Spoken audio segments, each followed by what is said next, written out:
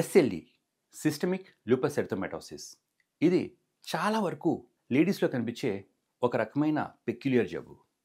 ఈ ఎస్ఎల్ఈలో మన immunity confuse అయిపోయి మన శరీర భాగాలకు అగ్నెస్ట్గానే పనిచేస్తూ ఉంటుంది. ఇలా ఎస్ఎల్ఈ ఉన్న పేషెంట్స్లో ఆల్మోస్ట్ 50% మందికి కిడ్నీస్ మీద ఇంపాక్ట్ పడుతూ ఉంటుంది.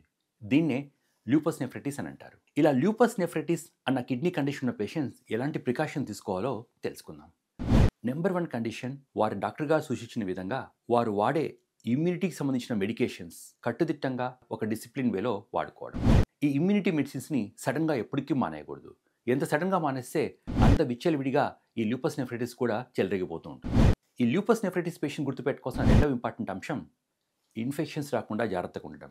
అంటే వీరు ఇమ్యూనిటీని సెట్ చేసే మెడిసిన్స్ వాడడం వల్ల వీరికి ఇన్ఫెక్షన్స్ వచ్చే అవకాశాలు కూడా అన్ని రెట్లు ఎక్కువగా ఉంటాయి.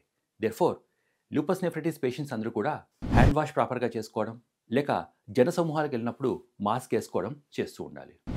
లూపస్ నెఫ్రైటిస్ పేషెంట్ గుర్తుపెట్టుకోవాల్సిన మూడవ ఇంపార్టెంట్ కీలక అంశం, ఒకవేళ వారు ప్రెగ్నెన్సీ ప్లాన్ చేస్తున్నట్టయితే వారి డాక్టర్ గారికి చెప్పకుండా ఎప్పటికీ ప్రెగ్నెన్సీ ప్లాన్ చేయకండి. ఎందుకంటే అన్టైమ్లీ అన్వారెంటెడ్ ప్రెగ్నెన్సీస్ వల్ల లూపస్ నెఫ్రైటిస్ అన్న కండిషన్ విచ్చలవిడిగా చెలరేగిపోతూ ఉంటుంది. ఎస్ఎల్ఈ ఉన్న పేషెంట్స్ అందరూ కూడా ఒకవేళ వారికి కిడ్నీ ఇన్వాల్వ్మెంట్ ఉంటే ఈ 3 రకాల అంశాలు ఖచ్చితంగా గుర్తుపెట్టుకోవాలి.